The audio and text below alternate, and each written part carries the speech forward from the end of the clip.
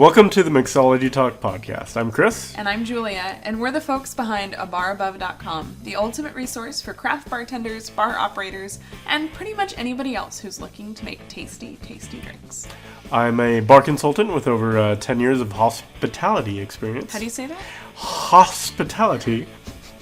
And I'm the one who runs abarabove.com, bringing you weekly articles, tasty cocktail recipes, and all sorts of ideas for how to improve your career behind the bar.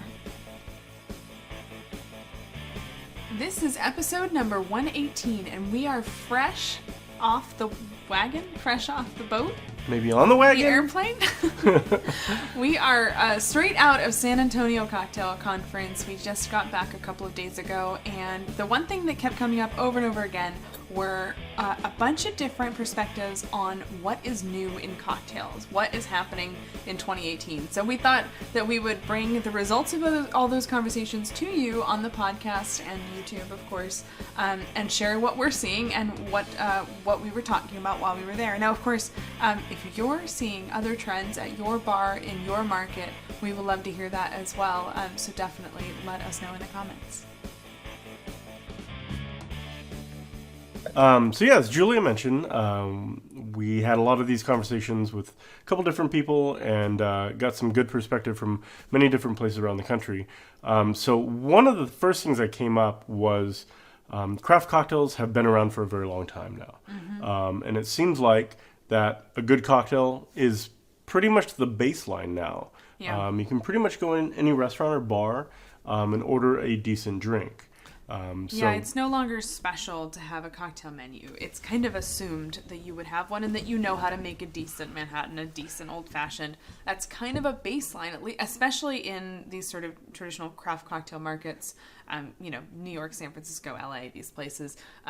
You got to know how to make a cocktail. It's no longer going to put you head and shoulders above everybody else if you can make a mean Manhattan. It just means you might be able to get a job. Right, yeah, so it's really kind of great to see that, and what that means for us is just, it really has started to transform the industry. So instead of being so specific on our recipes and being really focused on the kind of minutia that can be part of craft cocktails, we're seeing this kind of evolution and much more focus on the customers now. Mm-hmm. And one of the things that I'm seeing, and a couple other people have mentioned this as well, is this kind of return to kind of a playfulness. Mm-hmm. Having fun with the customers, having fun with drinks, kind of have been almost like a kind of a whimsical attitude to drinks. And it's very refreshing and it's great to see. Yeah, I mean, when you look at examples near where we are in Northern California, the first thing that comes to mind for me is Trick Dog's menus. Trick Dog is a bar in San Francisco. They're famous for their menus. Yeah. Their menus are so incredible that they actually sell them, and proceeds, I think, go to charity, if I'm not mistaken. Yeah. But definitely, if you have not seen their menus, I'll put a link in the show notes, which I think I forgot to mention the link, mixologytalk.com/118. I'll put a link in there. I think their most recent menu is an airline exit pamphlet. Yeah, kind of like when you go on a plane and they go through that whole spiel and they show you that little pamphlet. Yeah. That's their cocktail menu now. And they have a video that introduces it with a woman dressed, I think somebody from their team dressed as a flight attendant. Oh, nice. It's fantastic. If you don't even see the menu, just watch the video. I'll find a link and I'll put it in the show notes. And I mean, they've always done this. This is kind of their thing. Whenever they launch a menu, it gets all kinds of publicity, and it's very, very fun. So you can look up kind of all of the history behind their menus, and but they're having fun with it. I think that's really the point that we're making is, I think Mixology is returning to the idea of just great memorable experiences and not like 14-step foams. Yeah, and I mean, there's a time and place for that, but like this playfulness that we're seeing, there's a lot of bars in our area that are focusing on this. There's bars that are focused on having an arcade and you can grab a really good beer. Or I think there was a putting green. There's definitely a bowling alley. Ping pong table, like hallway. Absolutely. There's all of the above. I think that you're definitely seeing all these things. And I think we're just going back to what's really important, which is the guest experience. And some people are just looking to go out and have a great evening. And that may not mean a 14-step, $26 cocktail, and that's okay. Yeah, could be a shot and a beer. Right. Miller High Life and some really cheap whiskey, and that's okay. It is the champagne of beers. Right, absolutely. But I think the point that we're making is we're getting, as an industry, I think the pendulum is swinging back towards drink what you like. And even if it's not craft, that's cool. Yeah, absolutely. There's a place for that. And, exactly. I mean, PBR has been part of this movement for a very long time. Whether or not you'll admit it. Right. I know you drink It has PBR. its place. It has its place. But it is. It's kind of like just owning it and saying, you know what? This is what I drink, and that's okay. Exactly. The other thing I think is really kind of gaining steam, and it's always kind of been the last couple of years anyways, is low ABV cocktails. It's something we started seeing probably about 4 years ago, and they're just kind of gradually gaining steam. And it's really great to see that because it just enables people to really enjoy themselves over a longer period of time and not have to worry about the repercussions of it. Well, I think even beyond that, I mean, I not terribly long ago was pregnant with our son, and I could actually get cocktails. Yeah. I could actually, we went to Aviary in Chicago, which is arguably a very exceptional experience. Yeah. But we had their entire flight of cocktails, and I had something to drink in every single one. Yeah. And in some cases, Chris was jealous because mine tasted better. Yeah, absolutely. I mean, the attention to detail they have in their cocktail menu is, I mean, it's ridiculous. They do an amazing job. And to execute a 7-course tasting cocktail menu with non-alcoholic drinks for 7 courses was really, really impressive. So I think that's kind of definitely gaining even more steam, as well as I think it should. And there's a lot of great reasons for it too. Right. Stepping back from your exceptional bars like Aviary, even the bar down the road, we're starting to see a lot more places that have non-alcoholic or not even just low alcohol, but truly non-alcoholic options on the menu, which is such a great idea because the margins are fantastic. From the bar operator's perspective, they're not that much more difficult to make. You can do a lot with a syrup and a bit of soda, and that's a $7 drink instead of a $3 drink. Absolutely. The margins are amazing. And, if you have a really big lunch crowd and, people don't drink, this is a really good way to start to bump your check average up a little bit, making your margins, kind of padding them a little bit in your beverage program. So it's something that we're starting to see a lot more, and it's great. It means that person in your party who is driving or not drinking for whatever reason, instead of feeling excluded with their glass of water, they can be drinking something fun as well. And I think don't underestimate that. Yeah. I mean, I have these memorable experiences of great bars we went to that accommodated the fact that I wasn't drinking. And I remember them. Yeah. They really stuck out to me because I had one of the very few cocktails that I had over that 10-month period because they were able to accommodate my needs, which again is what it's all about. Well, and it doesn't. Yeah, absolutely. And that one person that's not drinking kind of feels a little bit left out if there's a designated driver. Like, I'll have iced tea or soda. Instead, you can have this really amazing, experience with everyone else and kind of feel not so outside of the whole experience. So it's a good trend to see. And I think one of the other one that's really cool and has been part of this craft movement for a long time, but is really starting to gain even more momentum is the bars within bars. Oh yeah. ABV has done it. Aviary's had theirs for a very long time. That's a great example. I came across another one in San Francisco earlier today, and I don't recall the name, but it seems like all the cool kids are doing it. SRO, is that the one you were mentioning? Yeah, standing room only. That wasn't the name of the actual bar. That was the name of the bar within the bar. Okay. So, but again, I think it's gaining popularity. And one thing Chris mentioned when I mentioned this to him was that the idea that as an operator, to have a bar within a bar kind of lets you scratch 2 itches on your part and on the part of your customer. You get to have your high volume bar in the front, making all of your money. Yeah. And then in the back, you've got usually a much smaller bar, far fewer seats. You've got a far tighter ratio of bartender to guest. And that's where you can do your bespoke cocktails. You can do your a la minute. You can do your super mixology stuff, your 14-step foams. Go crazy. Right. You can, for the select few customers who are really into that, they've got a place to go. For the rest of them, you can stay in the front. Well, and it also kind of helps to ramp up that cool factor, right? If you're somebody that loves cocktails and you love going out and you know that there's this bar within a bar, that's something that makes you seem very cool because you have this piece of information. Yeah. So it You feel makes a special. ton of sense. It really does. So it's kind of great to start to see this There's more got to and be more often. there's got to be a challenge there though, because you've got to kind of support two different cocktail programs. Yeah, absolutely. And I mean, you could use one as a test bed for the other. So if That's you do true. that bespoke kind of hands-on, high-intensity environment, and you can kind of pare that down for speed of service on the other end. But it's just a lot of fun, and if your bartenders are super excited about this kind of stuff, and I mean, it gives them the opportunity to kind of make jumps and leaps as well. That's true. So it's a pretty cool idea, and hopefully we'll see even more of that. Yeah, I think there's a little bit of a real estate challenge there. Not every bar will support a bar within a bar. Right. But if you can, it might be worth considering. Yeah, and one other thing is you only need one liquor license, so that's kind of great. You have a point. How big of a closet do you need? Right, exactly. How many bar stools can you fit? Very intimate environment. Very intimate.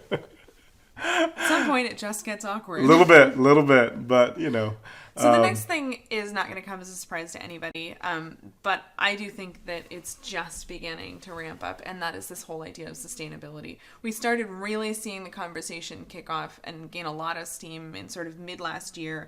I think Tales of the Cocktails seemed like there was a lot of people talking about sustainability, both in the seminars and in the sort of just in the crowd. But we're starting to see a move from the idea of sustainability to the tactical implementation of it. The absolute first thing that comes to mind is plastic straws. Yeah, I mean, if you think about how many straws we throw away on a daily basis, it's pretty embarrassing. It's awful. And as much as I loathe paper straws. Yeah. They make sense. I mean, from an environmental impact, it just makes a ton of sense. Well, and I think one thing a lot of bars are doing is just not providing straws unless you ask for them. Right. And that right there can make a huge difference in the volume of straws that you're going through. So even just making these sort of thoughtful changes to your process to think about that sustainability impact can make a huge difference. It really can. And, it doesn't take away from the guest experience. If they want a straw, they can ask for it and you can deliver it to them. But instead of just putting one with every single cocktail, usually two if you're doing a real thin cocktail straws. But yeah, it just makes a lot of sense. I think another one of the things that we were talking about a lot at Tales last year was this entire movement that just started. And if you're not familiar with it, definitely Google it. It's called Trash Tiki. And it's a really interesting approach to running a bar program or having a pop-up or something like that. So basically, it's a pop-up bar run by some pretty famous people. I think Dandelion out in London, if I'm not mistaken. And so they'll go into a city and for 48 hours or whatever, they'll set up arrangements and basically produce an entire cocktail menu based off of things that are thrown away. The scraps from another bar program. So you might see a lot of things like juiced limes, for example, right. And things not digging in dumpsters necessarily. No, so they'll make arrangements with coffee shops to get their almond croissants later, and they'll make a almond croissant orgeat from it, for example. That sounds good. And it would have literally gone in the trash or something else. Coffee grounds from a coffee shop and do an infusion with that. Really creative stuff. One of the things that really struck me, and I don't know if this would make a ton of sense with a lot of bars, is they would make what they called a citrus stock. So all of the leftover peels and pith and everything from fresh squeezing, they would actually turn that into a stock. They would boost up the acidity with citric acid and malic acid to kind of resemble fresh lemon juice or fresh lime juice. So they're kind of taking a back of the house approach and making some really interesting things. But I think what Trash Tiki is doing is not necessarily creating processes they expect the entire industry to adopt, but what they're doing is really shining a light on all of the waste that may not have to occur in Right. your own bar program. I mean, it's kind of an extreme example, but it makes you go, maybe I could do something with those juiced limes. Well, and it opens up an entire avenue of experimentation and conversations that could be had, and really kind of challenging a lot of the beliefs that we have about products and the best possible ways that you can use them, or the maximum amount of extraction that you can get from one specific thing, and really makes you start to think about how else can I, what is a better way, what haven't I tried yet, and it's a really interesting idea, and I'm excited to see where it ends up, down the road. Yeah, definitely. And last but certainly not least is the idea of sustainability in water usage. We're in California, where it seems like every other year we have too much water or too little water. Right. Water is always a factor in California, and there's a lot of ways that bars use a lot of water, and bars and spirits production. That's something I'm definitely seeing in the production of spirits, the production of especially craft beers. People are talking about how much water they're using in the process. They're paying attention. They're starting to make changes. I mean, one of the things that I think we've been seeing for years now, at least in California because of the drought, is when you go to a restaurant, very, very often they will not pour you water until you ask for it. Right. That was a big change. That was only a couple years ago that started happening. It used to be you sit down, you got a glass of water, whether you ask for it or not. And now it's not about saving the water you're drinking. It's about all the dishes that comes with it. All of these glasses of water that are untouched that still have to go through the dishwasher. And that's a huge impact to the water production. But then there's also more advanced ways of sort of affecting how much water you're using in a restaurant. For example, draft cocktails. Yeah, this is a big one. So if you imagine going through the cocktail making process of, like, I have an order, I'm going to make this cocktail now, I'm going to shake it, I'm going to dry shake it, whatever it is, when you finish that cocktail, you throw that ice away, the used ice typically. And you have fresh ice in the glass for the customer. It's extremely, extremely wasteful. And you have to do all those dishes. And the dishes and everything else that comes with that. So with draft cocktails, you're really reducing your amount of waste just in water. So you're adding the water to the cocktail to get it watered down already. You're building one large batch out of this stuff. You're chilling it already. And I mean, there's a lot of benefit to a draft cocktail program, not even on the financial side, but just on the environmental impact. So we're starting to see more and more people using it. I think a lot of it has to do with the financial side, to be completely honest, but that's also one of the benefits as well, is we now have, a little bit more sustainable product as well. So before we wrap this up, I wanted to ask you, what trends do you think are kind of like over or on their way out? I've got one or two in my back pocket, but I wanted to ask you. Man, I think... Not the ones you want to be on their way out. Because there's a whole list of those, I'm sure. That's an entirely different episode. We might make some enemies. Actually, you know what? One last thing I'm starting to see, and I'll make this one quick, is a lot more collaboration. People are being a lot more... the community is growing a lot tighter. So if somebody asks a question, 100 people can answer. Like, oh, no, the way I do it is this thing. Or I go about this person, this process this way. Or this is my training program. This is how I do things. And I share it with everybody. It's really great to see this. I mean, Facebook is a huge, huge resource for our bar community.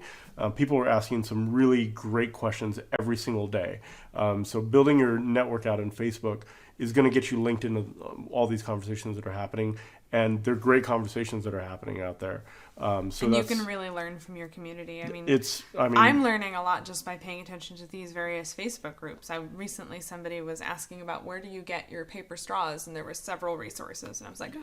Yeah, absolutely. No, it really is a great resource. So build out your Facebook network if you don't already. But I think one of the trends that I think is starting to go away, and correct me if I'm wrong, but copper. Yeah. I think copper is kind of... And the mule overall. I don't know if the mules overall is going away. It's something I think is, because we hit it, I mean, as an industry, mules hit hard. Yeah. I mean, every bar had one. It was kind of like what happened when Saint Germain came out, and they called it bartender's ketchup because it was on every cocktail menu. Just like a mule, I think, is on just about every cocktail menu if you have one. They're great cocktails. They're delicious. And it's all about the cup. And they're easy to execute, and people will pay a little extra money, and they will steal your mugs. Well, I think that's the thing, though. It's such a hassle. It's a whole different piece of glassware. Right. And they absolutely get stolen. And I think that, I don't know, I think it's not special anymore for sure. Everybody had it, so it's kind of everywhere now. So I wouldn't be surprised if mules as an item on your menu started to go away. Or at least the use of the cups. Right. I think the cups are no longer... I mean, it used to be that if you saw somebody who got the cup, it caught your eye and you went, I'll have one of those. Right. And now it's kind of like... Yeah, and when I talk about copper, I'm not just talking about mule cups. I'm talking about bar equipment as well. I think... I mean, you're starting to see... I think we've hit the peak and it's starting to come down. I've heard that there's issues with the finish lasting. No, I can see that. Yeah. I've heard that those copper bar tools, while they look great, they can't really survive in a high volume environment. They're maybe good for a home bar. Sure. But the finish erodes quickly. At least that's what I've heard, and it may be on a producer by producer basis. But that's certainly what I'm seeing. I mean, they're nice, but I don't know that it's so in anymore. Right. Yeah. So I would say that shrubs have kind of had their heyday and they're kind of on their way out. And it makes me a little bit sad because shrubs are wonderful in their own way. Yeah. But I think it's too much of a stretch for the average consumer. You used to see them on a lot of craft cocktail menus and it's really waning. Yeah. And if you do see it on a craft cocktail menu, it's a fairly subtle flavor. And that may not be a bad thing. I mean, you take a drink of a cocktail and it tastes like vinegar. If you know what you're getting, if you're like a huge cocktail nerd like us, we're totally into that sort of thing. Right. But if you're sort of Joe Schmo off the street, you might think your cocktail's gone off or something because you're not used to drinking vinegar. I remember when we went to a family reunion. This is when shrubs were really hot, and I was experimenting with them, and I came up with what I thought was a really good shrub. It was a good shrub. I think it was a watermelon shrub. But it was a shrub. Yeah, with like rosemary. It was super tasty. So I brought it to this family reunion, and people were like, "What is that?" And I told them and all this stuff, and they seemed super excited. Nobody drank it. Nobody touched it. No, I think you brought like a flavored soda and the shrub, and like all the flavored soda was gone, and nobody touched the shrub. Right. It was like, oh, like it's a big stretch. Yeah. I mean, when you think about the fact that the shrub is basically another name for drinking vinegar. Right. And you tell people that, they're like, what? I wash my clothes in vinegar, or I do dishes in vinegar. Like, I clean my bathroom with vinegar. I don't drink vinegar. Yeah, I don't do that. So that's a good point. So like, I think that we've passed the peak on that one. I think that it's probably forever going to have a small place on cocktail menus, at least in the more cocktail bars. Yeah. The more advanced type of places, because it is a powerful tool. I think it's an incredible flavor that can work really nicely. And plus, if you're in a really high-end cocktail bar, you're going to have more adventurous drinkers anyway. Right. So I don't think it's going to disappear, but I don't think it's going to... I think it's had its heyday and it's going out of the mainstream fast. Yeah, and I mean, I think there's a couple question marks as far as I'm not sure where we are as an industry now with these things. Like for me, barrel aging, I'm not sure if it's on its way out, if it's on its way in, if it's like gaining momentum. I really enjoyed running a barrel program, but it's expensive. Yeah. It's terribly expensive. I mean, you got to invest in equipment and a ton of alcohol. And you got to predict appropriately exactly what the demand is going to be. Right. And then you got to tie up a bunch of money in this stuff. I mean, it's a lot of processes that you have to juggle and a lot of money you have to invest. So I'm not sure where we're at with that. But love to hear from you guys. So leave a comment down below. It's definitely still happening. Yeah. I mean, when you go to craft cocktail bars, I definitely do still see barrel programs. It didn't feel like there was like a big bubble of barrel Can you use a term? Can you call it a bubble? I don't know. I wouldn't say that there was like a big ramp up because of the factors that you just mentioned. Right. It's costly, it's difficult, and these sorts of things. So I don't know. I could see it going either way at this point. I could see it just being a slow burn forever. Yeah. Because only certain bars are going to be able to handle it. And right. So maybe that means that consumers won't be burned out on it. Yeah. And anything else that's kind of caught your eye? Way in, way out. I think Amaro or Amari Vermouth is still kind of on its way up. Here to stay. Yeah, I think there's just so much flavor and so much complexity you can get from those ingredients that they have a solid foothold in our craft or in our menus. Yeah. In my opinion. I think sherry is still on its way up. Oh yeah, I think so. It's definitely on its way up. We finally, the United States caught up with the rest of the world and realized that sherry doesn't all have to taste like garbage syrup. Right. There is good sherry out there. There's It's great not what my sherries out grandmother there. drank.